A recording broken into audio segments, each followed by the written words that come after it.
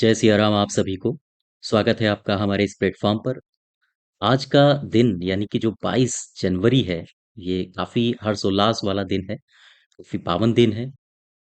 और आप सभी को बहुत बहुत बधाइयाँ राम मंदिर के निर्माण के लिए, प्राण प्रतिष्ठा के लिए। तो चलिए वापस आते हैं हम लोग आज उत्तर प्रदेश इतिहास के कुछ पीवाईक्यूज करेंगे, जो हमारे एग्जाम में आए हुए प्रश्न हैं।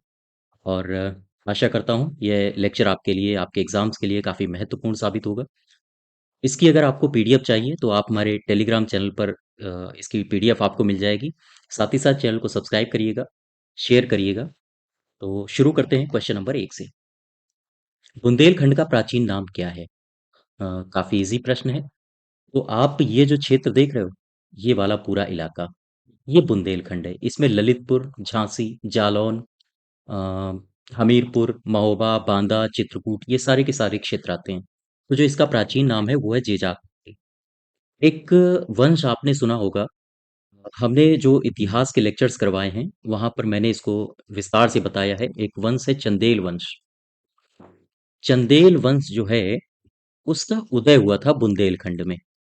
ठीक है, इसका उदय बुंदेलखंड में हुआ था। और ये जो चंदेल वंश है, दरअसल जब गुर्जर गुर्जर प्रतिहार जो शासक थे वो कमजोर पड़ने लगे थे, तो उन्हीं के जो सामंत थे वो उभर के सामने आ गए थे। उन्होंने सत्ता हथिया ली थी। और ये जो चंदेल वंश के जितने भी राजा हुए हैं, जो प्रारंभिक राजा थे, वो गुर्जर प्रतिहारों के सामंत थे। और एक प्रश्न बड़ा अच्छा हमारे एग्जाम में पूछा जाता है कि ये जो चंदेल वंश है, इसके बारे में हमें जानकारी कहाँ से मिलती है? तो ये आप याद रखिएगा, इसके बारे में हमें एक अभिलेख से जानकारी मिलती है। ये अभिलेख कौन सा है? इसे कहते हैं नन्यौरा का अभिलेख। नन्यौरा का अभिलेख। ठीक है, ये कहाँ है अभिलेख? ये आपको क्षेत्र दिख रहा है हमीरपुर। तो ये जो अभिलेख है ये है हमीरपुर में। ठीक है, क्लियर है बात? नेक्स्ट क्वेश्चन में जाओ। क्वेश्चन नंबर दूसरे में जाओ। कह रहा है कि मध्यकाल में कन्नौज के लिए जो त्रिपक्षीय संघर्ष हुआ था, त्रिपक्षीय संघर्ष निम्नलिखित में से किस राजवंश ने भाग नहीं लिया था? तो आप ये वाला क्षेत्र देखो, ये कन्नौज है। ठीक है, कन्नौज में, कन्नौज को हथियाने के लिए तीन पक्ष लड़े थे। उसमें से एक है पाल वंश, यानी कि पाल वंश। ठीक है, पाल प्रतिहार, प्रतिहार वंश। और कौन सा है? एक है राष्ट्रकूट वंश, राष्ट्रकूट वंश। ये तीनों के तीनों वंश आपस में लड़ गए थे। यानी प्रतिहार भी है, पाल भी है, और राष्ट्रकूट भी है। इसमें वर्धन वंश नहीं है। तो अगर आपने कन्नौज का त्रिपक्षीय संघर्ष पढ़ना हो डिटेल में, तो वो प्लेलिस्ट में आप जाके उत्तर प्रदेश के इतिहास से संबंधित लेक्चर्स हमारे देख सकते हैं। वहां मैंने इन तीनों को बहुत अच्छे से कवर किया है। नेक्स्ट क्वेश्चन देखो, तीसरा। अखिल भारतीय किसान सभा के अध्यक्ष कौन थे? अखिल भारतीय किसान सभा के अध्यक्ष कौन थे? इससे पहले एक आपने उत्तर प्रदेश में एक आंदोलन हुआ था, इसका नाम है एका आंदोलन। एका आंदोलन, इसके बारे में पता है आपको? एका आंदोलन दरअसल 1921-1922 में हुआ था। और ये जो क्षेत्र है आपका, हरदोई, सीतापुर, बहराइच, ये इसको बोलते हैं हरदोई का क्षेत्र। ये जो क्षेत्र आपको दिख रहा है, ये है सीतापुर का क्षेत्र। और ये जो क्षेत्र है ये है बहराइच। तो ये जो एका आंदोलन था, ये हरदोई में विस्तारित था, सीतापुर में था, और ये जो कौन सा है, बहराइच, और ये बहराइच में विस्तारित था। आम तौर पर 1922 तक ये आते आते इसका अंग्रेजों ने दमन कर दिया था। लेकिन इसका जो नेतृत्व करता है, हमारे एग्जाम में पूछा जाता है, इसका नेतृत्व कौन कर रहा था? इसका नेतृत्व कर रहे थे, एक थे मदारी पासी। ठीक है, मदारी पासी साहब इसका नेतृत्व कर रहे थे। 1922 में इसका दमन कर दिया गया। और ये किसानों के लिए ही आंदोलन था, किसानों का आंदोलन था, अधिक लगान न देना इनका लक्ष्य था। जब इस आंदोलन का दमन हो गया तो एक और आंदोलन खड़ा हुआ, और उसी के एवज में एक सभा बनी। काफी समय लग गया उसमें। 1936 1936 में लखनऊ में एक अखिल भारतीय किसान कांग्रेस की स्थापना की गई। तो आप यहाँ से हमारे एग्जाम में पूछा जा सकता है कि अखिल भारतीय किसान कांग्रेस, इसकी स्थापना कब हुई थी? ये हुई थी 1936 में। कहाँ हुई थी? लखनऊ में। और इसी का नाम आगे बदल के रखा गया अखिल भारतीय अखिल भारतीय किसान सभा। ठीक है, इसी का नाम परिवर्तित करके ये हो गया। अब यहां से हमारे एग्जाम में दो प्रश्न बड़े शानदार बनते हैं। एक तो इसका अध्यक्ष किसे बनाया गया, और दूसरा इसका महासचिव किसे बनाया गया। ठीक है, अध्यक्ष बनाए गए थे, इनका नाम था सहजानंद सरस्वती। इन्हें अध्यक्ष बनाया गया और महासचिव बनाया गया एन जी रंगा को। तो यहां से आपसे पूछा है अध्यक्ष, तो आप इनको बता दीजिए, सहजानंद सरस्वती। ठीक है, फिर से आप देखो, उत्तर प्रदेश में एका आंदोलन हुआ था किसानों के लिए। एका से आशय होता है एकता का आंदोलन। 1921-22 में हुआ, लेकिन 22 में इसका दमन कर दिया गया। इसके नेतृत्वकर्ता कौन थे? नेतृत्वकर्ता थे मदारी पासी साहब। ये उत्तर प्रदेश के हरदोई, सीतापुर और बहराइच क्षेत्र में फैला हुआ था। 1936 में ही अखिल भारतीय किसान कांग्रेस की स्थापना हुई, जिसका नाम बदल के अखिल भारतीय किसान सभा किया गया, जिसके अध्यक्ष सहजानंद सरस्वती और एनजी रंगा इसके महासचिव थे। नेक्स्ट क्वेश्चन देखो, चौथा नंबर। निम्नलिखित में से किन नवपाषाण कालीन स्थलों से धान की खेती के साक्ष्य मिले हैं? आपसे बस इतना सा पूछा है, तो बता दीजिए। एक ये जो क्षेत्र आपको दिख रहा है लहुरा देव, ये कहाँ पर है? हमारे एग्जाम में ये भी पूछा जाता है। एक तरफ लिख देगा लहुरा देव, कोल्डिहवा, मैदाहा और चौपानी मांडो, और दूसरी तरफ इनके जिले लिख देगा। फिर मैच द फॉलोइंग्स करवाता है। ठीक है, तो आप देखो लहुरा देव कहाँ पर है, इसको भी आप लोकेशन ध्यान रखो, संत कबीर नगर। कबीर नगर। अब मुझे बताओ ये कोल्डिहवा कहाँ है? कोल्डिहवा ये लगता है प्रयागराज में। ये प्रयागराज के क्षेत्र में आता है, और इन दोनों जगहों से हमें मिले हैं क्या?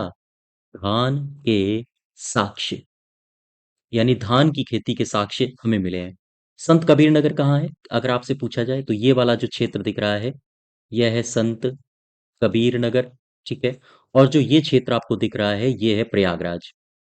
प्रयागराज। आप इनकी लोकेशंस को भी ध्यान रखिएगा, हमारे एग्जाम में बहुत पूछी जाती हैं। और मुझे ये बताइए, एक जगह है कोल्डिहवा, इसको मैंने बहुत डिटेल में कवर किया है, ये सारे के सारे स्थल। प्लेलिस्ट में जाइए, वहां पर आप जो प्रागैतिहासिक काल है उसके लेक्चर्स देखिए जाके। कोल्डिवा, और एक मैंने आपको क्षेत्र बताया था, इसका नाम है महागरा। क्या बता सकते हो यहाँ से क्या मिला है? इन दोनों जगहों से क्या मिला है? इन दोनों जगहों से मिला है अनाज रखने का पात्र। जो हिस्ट्री ऑप्शनल के स्टूडेंट्स हैं, अगर हमें सुन पा रहे हो, तो ये क्वेश्चन ऑप्शनल हिस्ट्री में पूछा गया था। एक बार नहीं, दो बार पूछा गया है। ठीक है, और एक जगह है ये कोल्डिहवा।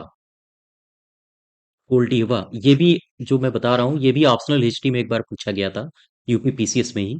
कोल्डिहवा से पूछा गया था कि यहाँ से एक बर्तन मिला है और उसमें रस्सी की छाप है।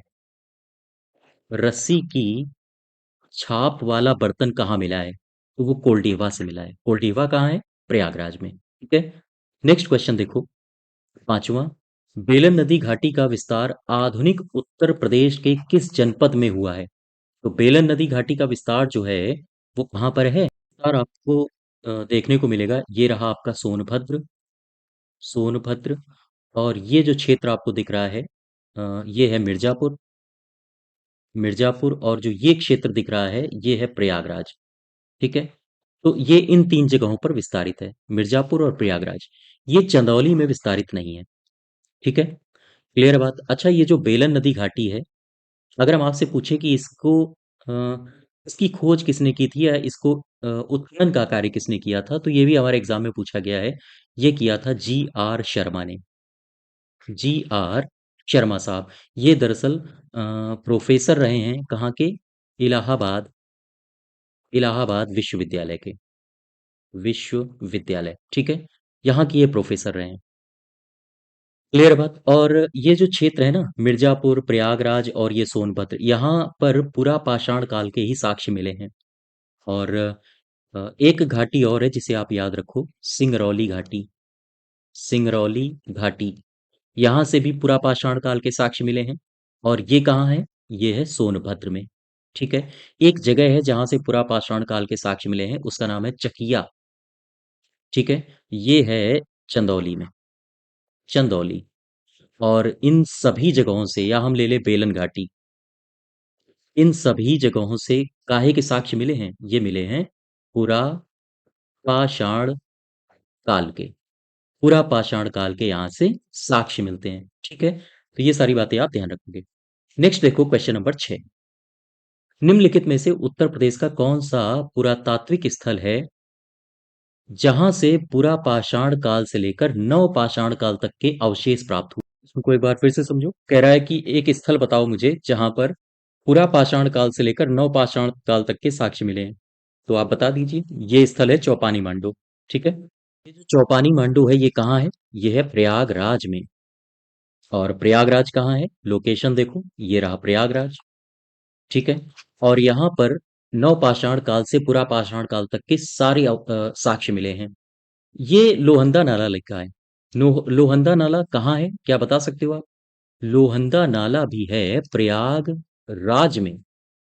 ठीक है? और यहाँ से क्या-क्या मिला है? ये लोहंदा नाला हमारे एग्जाम में कई बार यहाँ के साक्ष्य पूछे गए हैं। इसको आप याद रखिएगा। लोहंदा नाला से एक तो मिली है अस्थि निर्मित मात्र देवी की मूर्ति। मात्र देवी की मूर्ति। ठीक है? ये मिली है। और यहाँ से क्या मिला है? यहाँ से मिले हैं लघु पाषाण। लघु पाषाण बोले तो माइक्रोलिथ। ठीक है? और यहाँ से क्या मिला है? यहाँ से ये जो लोहंदा नाला है, क्योंकि यहाँ से माइक्रोलिथ मिले हैं, लघु पाषाण मिले हैं, इसलिए लोहंदा नाला को कहा जाता है हारपून पॉइंट। इसे हारपून पॉइंट भी कहा जाता है। ठीक है? अब देखो जरा, ये दमदमा है और ये रहा मैदहा। मैदहा से देखो क्या क्या मिला है। ये दरअसल मैदहा, ये मध्य पाषाण काल का या मध्य पाषाण काल स्थल है। ठीक है? ये पूरा पाषाण काल का स्थल नहीं है, मध्य पाषाण काल का स्थल नहीं है। यहाँ से जो भी साक्ष्य मिले हैं वो मध्य पाषाण काल से संबंधित है। क्लियर बात? इसलिए मैदाह को मध्य पाषाण काल के अंतर्गत रखा गया है। कहाँ है ये? वर्तमान में ये है प्रतापगढ़ में। प्रतापगढ़ ऐसे लिखो, प्रतापगढ़ में। ठीक है? और यहाँ से क्या क्या मिला है मैदाह से? मैदाह से मिला है हड्डी और सींग के आभूषण। ये हमारे पीसीएस में पूछा जा चुका है एक बार। हड्डी और सींग के आभूषण बहुतायत मात्रा में कहाँ से मिले हैं? ये मिले हैं यही महदाह से, जो कि है प्रतापगढ़ में। और क्या मिला है महदाह से? यहाँ पर एक शवाधान है, अर्थात समाधान मिला है, जहां पर स्त्री और पुरुष को एक साथ दफनाया गया है। साथ दफनाया गया है। ठीक है? तो ये क्वेश्चन पूछा जाता है कि पुरुष और स्त्री को साथ दफनाने के साक्ष्य हमें कहाँ से मिले हैं? तो ये मिले हैं मैदाह से। ठीक है? क्लियर है बात? तो इसका उत्तर हो जाएगा पाषाण, पुरा पाषाण काल से लेकर नव पाषाण काल तक के साक्ष्य कहाँ से मिले हैं? चौपानी मांडू से। क्वेश्चन नंबर 7वां देखो। एक ही कब्र से 3 मानव कंकाल के साक्ष्य उत्तर प्रदेश के किस पुरातात्विक स्थल से प्राप्त हुए हैं? इसका आंसर होगा दमदमा। ठीक है? यहाँ पर एक ऐसा शवाधान मिला है जहां से तीन एक कब्र से 3 मानव कंकाल मिले हैं। चौपानी मांडू ये कहाँ पर है? क्या बता सकते हो आप? चौपानी मांडू है प्रयागराज में। हुलास कहाँ है? ये है सहारनपुर में। ठीक है? और सराय नाहर राय ये कहाँ पर है? सराय नाहर राय है प्रतापगढ़ में। ये हमारे एग्जाम में लोकेशंस पूछी जाती हैं। दमदमा ये भी है प्रतापगढ़ में। ठीक है? और अगर हम आपसे पूछें महागरा ये कहाँ पर है? महागरा है प्रयागराज में। क्लियर बात? तो ये सारी की सारी लोकेशंस आप ध्यान रखो, और ये लोकेशंस आप यहाँ भी ड्रॉ कर सकते हो। ये रहा हमारा सहारनपुर। सहारनपुर और सहारनपुर के बाद हुलास। हुलास से सहारनपुर में। चौपानी मांडो प्रयागराज में है। तो ये जो क्षेत्र है ये है प्रयागराज। इसको मैंने बहुत विधिवत वे में बताया है। आप प्लेलिस्ट में जाइए, हमारी हिस्ट्री के इतिहास की प्लेलिस्ट देखिए जाके। प्रतापगढ़ कहाँ है? प्रतापगढ़ जो ये वाला क्षेत्र आप देख रहे हो ये है प्रतापगढ़ में। ठीक है? तो क्वेश्चन नंबर 7वां देखो, 8वां क्वेश्चन नंबर 8वां। किस पाषाणकालीन स्थल से समाधान एवं गर्त चूल्हों के साक्ष्य मिले हैं? तो समाधान और गर्त चूल्हों के साक्ष्य में मिले हैं सराय नाहर राय से। सराय नाहर राय से दरअसल हमें मिले हैं 14 शवाधान, और यहां से मिले हमें 8 गर्त चूल्हे। ठीक है। ये गर्त चूल्हे क्यों फेमस हैं? क्योंकि इन चूल्हों के पास हमें मिली हैं जानवरों की अध जली हड्डियां। ठीक है, यहां से हमें मिली हैं। तो आप इसको भी ध्यान रखिएगा। ये रहा हुलास। हुलास क्या है? हुलास एक है हड़प्पा स्थल। हड़प्पा स्थल कहाँ का है? यह है सहारनपुर का। क्लियर है बात? चकिया ये क्या है? चकिया दरअसल है पुरा पाषाण काल या पुरा पाषाण कालीन स्थल है। कहाँ का? यह है चंदौली का। तो आप इनकी लोकेशन ध्यान रखो। कोल्डिहवा क्या बता सकते हो आप? कोल्डिहवा क्या है? यह है नव पाषाण कालीन स्थल। ठीक है। और कहाँ है ये कोल्डिहवा वर्तमान में? ये है प्रयागराज। ये सारी की सारी लोकेशंस आपको ध्यान रखनी है। क्वेश्चन नंबर 9 में आओ। उत्तर प्रदेश किसान सभा के गठन में निम्नलिखित में से कौन सम्मिलित नहीं था? बताइएगा कौन सम्मिलित नहीं था? मदन मोहन मालवीय सम्मिलित थे। इंद्र नारायण द्विवेदी भी सम्मिलित थे। बाबा रामचंद्र ये शामिल नहीं थे।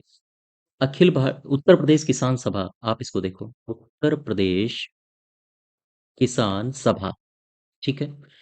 कब हुई इसकी स्थापना?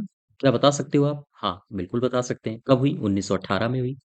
क्लियर बात? कौन कौन किसने किसने किया? इन्होंने, इन तीनों ने किया था। बाबा रामचंद्र के बारे में एक बात आप ध्यान रखो। बाबा रामचंद्र ने 1920 में क्या किया था? किया ये था कि इन्होंने अवध किसान सभा की स्थापना की थी। स्थापना, इनको भी ध्यान रखो। क्वेश्चन नंबर 10 में आओ। कह रहा है कि उत्तर प्रदेश के मुगल कालीन स्थापत्य था, उनके संस्थापकों के विषय में कौन सा सुमेलित नहीं है? एक तरफ स्थापत्य दिए हैं और एक तरफ संस्थापक दिए हैं। आप बताइए आगरा के किले की स्थापना किसने की थी? अकबर ने। अकबर का मकबरा जहांगीर ने बनवाया था। बुलंद दरवाजा ये गुजरात जब जीता था इसने तब बनवाया था। इसने, ये तो नहीं है, ये है अकबर। हुमायूं गलत है, यहाँ पर दिया है। एतमादुद्दौला का मकबरा किसने बनवाया था? नूरजहां ने, है ना? मुझे ये बताओ, फतेहपुर सीकरी में ही जहांगीर जहांगीर महल है, इसका निर्माण किसने करवाया? मुझे बताओ। पंचमहल, इसका निर्माण किसने करवाया? मुझे बताओ।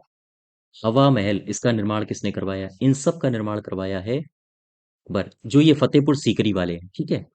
और एक और है, ये तो अकबर के स्थापत्य हो गए। जैसे मैं अगर आपसे पूछूं कि बताओ भाई, दीवाने आम किसने बनवाया? दीवाने खास किसने बनवाया? एक है मोती मस्जिद। मोती मस्जिद किसने बनवाया? ये बनवाए हैं सारे के सारे शाहजहां ने। ठीक है। इसको भी आप ध्यान रखो। क्वेश्चन नंबर 11 देखो। कम्युनिस्ट पार्टी ऑफ इंडिया, ये कहाँ इसकी स्थापना की गई? इसकी स्थापना की गई कानपुर में। कब की गई बताइए भाई? 1925 में। ये सही हो जाएगा। कानपुर से। एक बात और ध्यान रखो, आपसे पूछा जाता है बोल्शेविक क्रांति या बोल्शेविक क्रांति मत लिखो, ये लिख लो षड्यंत्र मामला। ठीक है। ये एग्जाम में पूछा जाता है कि बोल्शेविक षड्यंत्र मामला ये कहाँ हुआ? ये हुआ कानपुर में। कब हुआ? 1924 में, 1924 में। कानपुर से एक दो अखबार निकलते हैं, इनको भी आप याद रखो, जो स्वतंत्रता के आसपास निकलते थे। अखबार यहाँ से कौन कौन निकलते हैं? एक तो है प्रताप और एक है प्रभु। ये दोनों अखबार निकलते थे कानपुर से। ठीक है। क्वेश्चन नंबर 12 देखो। कांग्रेस के किस अधिवेशन में कांग्रेस तथा मुस्लिम लीग के बीच समझौता हुआ था? लखनऊ अधिवेशन, यही हुआ था 1916। आपने पढ़ा होगा लखनऊ पैक्ट। अब मुझे इसके अध्यक्ष बताओ। कांग्रेस का जो लखनऊ अधिवेशन हुआ था 1916 में, इसका अध्यक्ष कौन है? 1916 का अध्यक्ष था, इनका नाम है अंबिका चरण मजूमदार। ठीक है। बनारस का जो अधिवेशन हुआ था, बता सकते हो उसके अध्यक्ष कौन थे? 1905 में हुआ था, ये थे गोपाल कृष्ण गोखले साहब। मुझे बताओ इलाहाबाद अधिवेशन में कौन अध्यक्ष था? अंग्रेज था, शायद आपको पता हो, इसका नाम था विलियम वेडर बर्न, है ना? कानपुर अधिवेशन का कौन था? 1925 में हुआ था, सबको पता होगा, सरोजिनी नायडू। अब इसमें आप लोकेशन देखो जरा, ये रहा आपका लखनऊ, ठीक है, ये लखनऊ है। बनारस कहाँ है? ये रहा आपका बनारस। और इलाहाबाद और कानपुर, ये जो आपको क्षेत्र दिख रहा है, ये है कानपुर। और ये है प्रयागराज। अब आपसे कभी कभी पूछ देगा कि पूर्व पश्चिम से पूर्व दिशा की ओर लगाइए, नीचे विकल्प दे देगा। तो पहले ये हो जाएगा, ये हो जाएगा, फिर ये हो जाएगा, फिर ये हो जाएगा। आपको इनकी लोकेशंस भी ध्यान रखनी है ना? तो ये पूरा का पूरा उत्तर प्रदेश का मैप आपके दिमाग में होना चाहिए। नेक्स्ट देखो, क्वेश्चन नंबर 13। निम्नलिखित में से किस वर्ष संयुक्त प्रांत का नाम बदल दिया गया, परिवर्तित करके क्या रखा गया है? उत्तर प्रदेश। मैंने कई बार, अगर आपने हमारे उत्तर प्रदेश जो सामान्य अध्ययन है, वहां पर मैंने इसको सबको कवर किया है। तो ये इसका आंसर होगा 24 जनवरी 1950। 24 जनवरी को उत्तर प्रदेश दिवस मनाया जाने लगा। उत्तर प्रदेश दिवस मनाया जाता है, ठीक है। क्वेश्चन नंबर नेक्स्ट देखो, 14। नेक्स्ट क्वेश्चन कह रहा है कि स्वतंत्रता संग्राम के दौरान उत्तर प्रदेश में आयोजित भारतीय राष्ट्रीय कांग्रेस के अधिवेशनों तथा उनके अध्यक्षों के विषय में कौन सा असंगत है? एक तरफ वर्ष लिखे हैं और एक तरफ इनके अध्यक्ष लिखे हैं, बताइए भाई, क्या क्या है? 1988, जॉर्ज यूले। क्या बता सकते हो 1988 में जो कांग्रेस का अधिवेशन हुआ था वो कहाँ हुआ था? वो हुआ था प्रयागराज, ठीक है। 1925 में कहाँ हुआ था? ये इसके जॉर्ज यूले अध्यक्ष थे, ये बिल्कुल सही है। 25 में हुआ था कानपुर में। और एनी बेसेंट नहीं थी, यहाँ थी सरोजिनी सरोजिनी नायडू, ठीक है। और 1936 में कहाँ हुआ था? 1936 में हुआ था लखनऊ में। और इसके जवाहरलाल नेहरू अध्यक्ष थे। 1946 में उत्तर प्रदेश में कांग्रेस का अधिवेशन हुआ था मेरठ में, और इसके थे जेबी कृपलानी, ठीक है। Question number 16। चंदावर का युद्ध किनके किनके बीच में हुआ था? आपको पता होगा, लगभग 1194 वर्ष था। और दो लोग आमने सामने आ गए थे, एक था जयचंद और दूसरा था गोरी, मोहम्मद गोरी, ठीक है। और इसमें जयचंद हार गया था, गोरी जीत गया था, आपको पता होगा। और इसमें तो हमारा आंसर क्या हो जाएगा? जयचंद और, नहीं, महमूद गजनवी नहीं है, जयचंद और मोहम्मद गोरी, ठीक है, यही सही हो जाएगा। अच्छा, ये जो जयचंद है, ये किस वंश का है? ये था गहड़वाल वंश का। और गहड़वाल वंश का अगर हम आपसे पूछें अंतिम शासक कौन बनेगा, तो अंतिम शासक यही था, है ना। गहड़वाल वंश कह लो या राठौर वंश कह लो, बात बराबर है। तो ये जो गहड़वाल वंश थे, दरअसल जब गुर्जर प्रतिहार वंश अपने समापन की ओर बढ़ रहा था, तब इन्होंने कन्नौज छीन लिया था। गुर्जर प्रतिहारों से कन्नौज पर कब्जा कर लिया था। और हाँ, वहाँ की सत्ता इन्होंने अपने हाथों में ले ली थी। गहड़वाल वंश का सबसे, आपसे हम अगर पूछें प्रतापी राजा कौन था, बता सकते हो आप? इसका सबसे प्रतापी राजा था, इसका नाम था गोविंद चंद्र। और इसने एक उपाधि धारण की थी, अगर आपने हमारे इतिहास के लेक्चर्स देखे होंगे, तो इसकी जो उपाधि है काफी खतरनाक है। जैसे नाम है विविध विद्या विचार वाचस्पति, है ना, ये इसकी उपाधि थी। तो ध्यान रखिएगा ये सारी बातें। Question number 17। जौनपुर की प्रसिद्ध अटाला मस्जिद है, इसका निर्माण किसने करवाया? तो जौनपुर से आप तीन स्थापत्य याद रखो, एक तो है अटाला मस्जिद, अटाला मस्जिद, ये रहा आपका जौनपुर, ठीक है। और दूसरा स्थापत्य कौन सा है जौनपुर से? झंझरी मस्जिद, ठीक है। और एक स्थापत्य आप और याद रखो, इसका नाम है जौनपुर की जामा मस्जिद। अटाला मस्जिद का निर्माण किसने कराया? ये कराया था इब्राहिम शाह शर्की ने। झंझरी मस्जिद का निर्माण कराया, यही किसने करवाया? ये भी इब्राहिम शाह शर्की ने करवाया।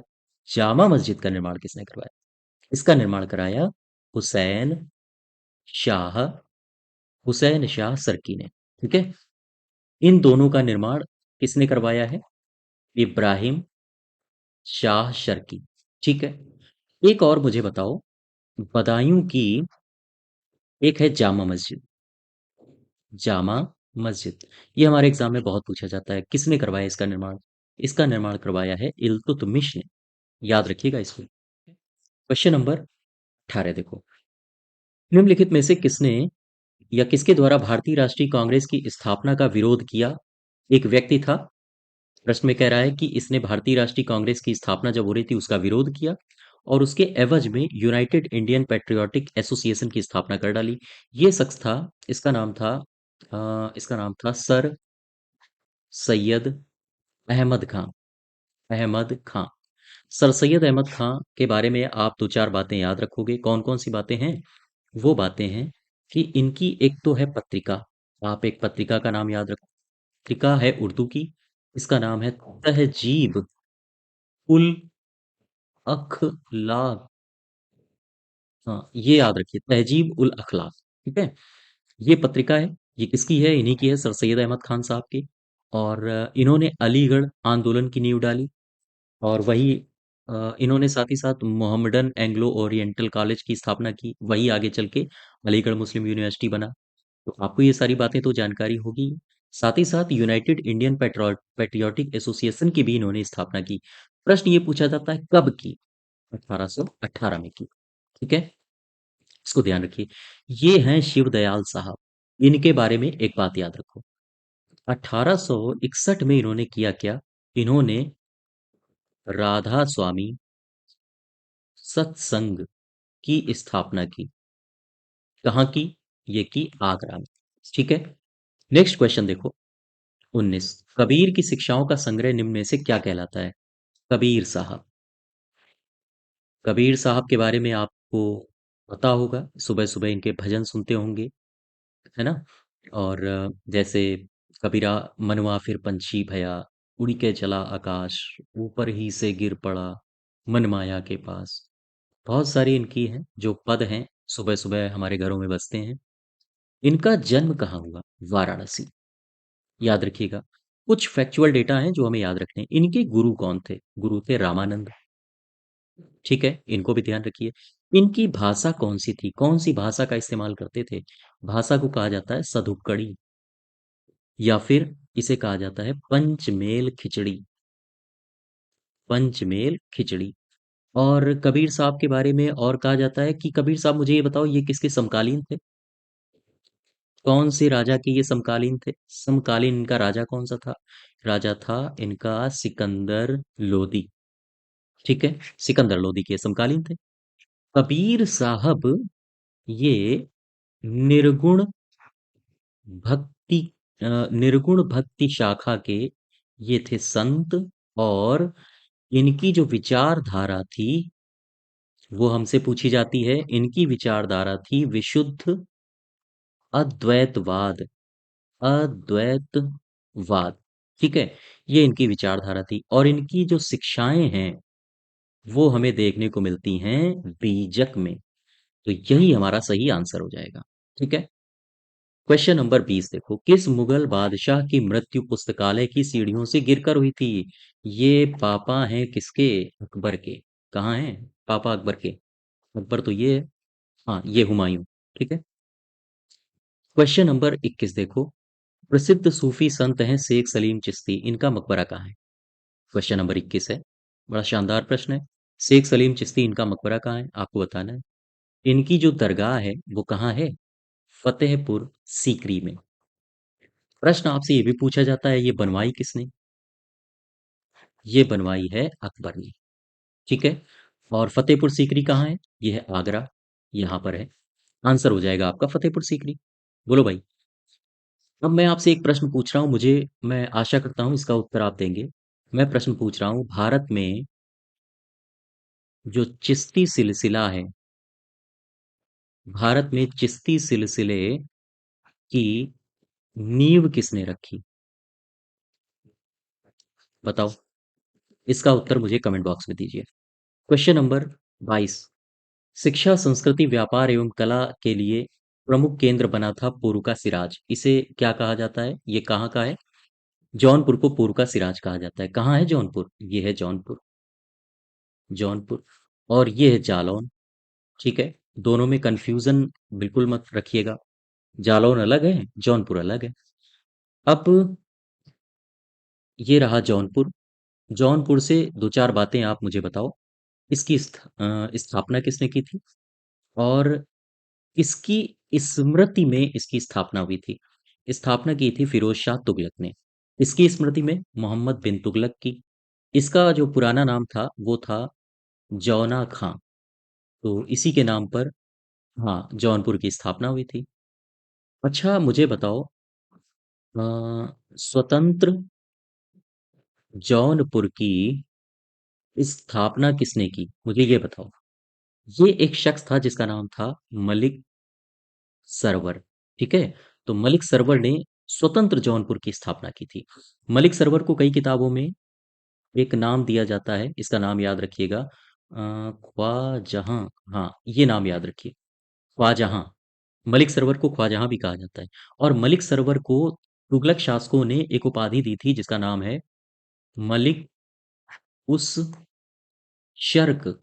और इसी वजह से जौनपुर में शर्की साम्राज्य का उदय हुआ।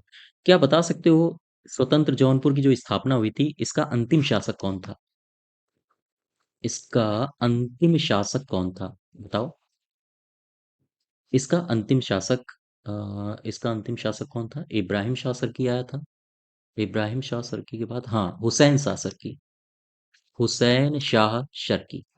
ठीक है। ये इसका अंतिम शासक था। तो ये सारी बातें आप ध्यान रखो। क्वेश्चन नंबर 23 देखो। पानीपत का जो तीसरा युद्ध हुआ था अहमद शाह अब्दाली का साथ किस नवाब ने दिया था? तो नवाब कौन है? आसफ उद्दौला, शुजाउद्दौला, वारिस सादत। शुजाउद्दौला ने दिया था। ठीक है। तो जो पानीपत का युद्ध था, तीसरा युद्ध 1761 में, उसमें एक तरफ था मराठा का सेनापति जिसका नाम था सदाशिवराव भाऊ, ये थे। और दूसरी तरफ था अहमद शाह अब्दाली। ठीक है। अहमद शाह अब्दाली, और साथ ही साथ इसके इसका साथ दे रहा था ये शुजाउद्दौला। शुजाउद्दौला। ठीक है। ये इसका साथ दे रहा था। और ये जीत गए, ये हार गए, यहां से पूरा का पूरा इतिहास बदल गया। मैं एक प्रश्न आपसे पूछता हूं कि जो फैजाबाद है, फैजाबाद ये है फैजाबाद, ये वाला क्षेत्र, फैजाबाद उत्तर प्रदेश की राजधानी बनाई गई थी, किसने बनाई थी पता है आपको? ये बनाई थी सादत सआदत खान ने। ठीक है। मैं फिर से बोल रहा हूँ, फैजाबाद को राजधानी किसने बनाया था? सआदत खान ने। ठीक है। क्वेश्चन नंबर 24 देखो। उत्तर प्रदेश के भक्तिकालीन संतों एवं उनके जन्म स्थल दिए गए हैं, कौन सुमेलित नहीं है? सूरदास का जन्म रुनकता आगरा में हुआ था, बिल्कुल सही है। सूरदास के बारे में पता है आपको कुछ बातें जो हमारे एग्जाम में पूछी जा सकती हैं? जैसे ये कृष्ण भक्ति शाखा के कवि माने जाते हैं। और सूरदास ये किसके समकालीन थे? तो ये अकबर के समकालीन थे। ठीक है। सूरदास जी अकबर के समकालीन थे। इनकी रचनाएं बताओ। सूरदास जी की रचनाएं, इनकी रचनाओं के आगे सूर लगा है तो आप पहचान जाओगे। जैसे सूर सारावली इनकी रचना है। जैसे इनकी रचना है सूर सागर। सागर एक इनकी रचना याद रखिए, उसके आगे सूर नहीं लगा है। नाम क्या है उसका? उसका नाम है साहित्य लहरी। ये नाम याद रखिए। सूरदास को कहा जाता है पुष्टि मार्ग का जहाज। पुष्टि मार्ग का जहाज। ठीक है। इनको भी ध्यान रखो। इनके गुरु कौन थे? इनके गुरु कौन थे? इनके गुरु का नाम है नाम देखो, इनका नाम क्या है? रामानुज वो नहीं है, वल्लभाचार्य। वल्लभाचार्य। ठीक है। इनके गुरु थे। तो ये सही है। रामानंद का जन्म प्रयागराज में हुआ, ये भी सही है। तुलसीदास का जन्म चित्रकूट में हुआ, ये भी सही है। तुलसीदास से मुझे कुछ रचनाएं याद आ रही हैं, बताओ। जैसे कवितावली। ठीक है। दोहावली। दोहावली और बताओ। कवितावली, दोहावली, विनय पत्रिका। और बताओ। कवितावली, वली से एक और है कोई, तीन वली हैं, गीतावली। ठीक है। और बताओ। और है एक बरवय, बरवय रामायण। ये इनकी रचनाएं हैं तुलसीदास की, याद रखिएगा। कबीर साहब का जन्म मगहर में नहीं हुआ, कबीर साहब का जन्म हुआ वाराणसी में। इनकी मृत्यु हुई है मगहर में। तो यही वाला हमारा सही आंसर हो जाएगा, है ना? नेक्स्ट क्वेश्चन देखो। 25 उत्तर प्रदेश के सल्तनत कालीन स्थापत्य और उनके संस्थापकों के नाम आप बताना है आपने। एक, जामा मस्जिद के संस्थापक कौन है? बदायूं की, यह है इल्तुतमिश, अभी अभी मैंने पीछे देखा था, बिल्कुल सही है। आगरा के सिकंदर लोदी हैं, 1504 में इसकी स्थापना की गई थी, है ना? ये भी सही है। अटाला मस्जिद जौनपुर, फिरोज शाह तुगलक कब से हो गए? इसके तो हैं इब्राहिम शाह शर्की। ये हैं इब्राहिम शाह शर्की। ये क्या लिख रहा हूं मैं? शर्की, ठीक है। और झंझरी मस्जिद, इसके भी इब्राहिम शाह शर्की हैं, ठीक है। तो ये वाला हमारा जो आंसर है, ये गलत हो जाएगा। क्लियर है बात? तो ये हमारा उत्तर प्रदेश की इतिहास का पहला भाग है। और इसकी आपको पीडीएफ हमारे टेलीग्राम चैनल पर मिल जाएगी। साथ ही साथ आप लोग स्वस्थ रहिए, मस्त रहिए। जय सीताराम। धन्यवाद।